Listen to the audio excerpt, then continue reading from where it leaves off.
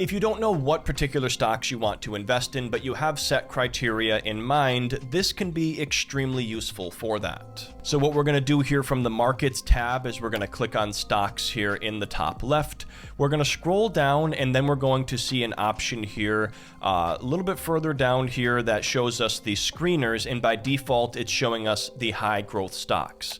If we click on that, this is going to bring us to some screeners that are pre-made. So there's one that looks at high dividend yield bank stocks, for example, or high market value US stocks. You can click on one of these and it's going to populate that list here for you. But if you want to set your own criteria, you would just click on the back button, click on create a new screener, and then you can go ahead and set all sorts of different criteria here. So let's say we're just looking for high dividend yield stocks. We could come down here to dividend yield and set that to over 5%. We can see 406 matches. If we click here on done and then view results on the left, we now get a list of all of those high dividend stocks.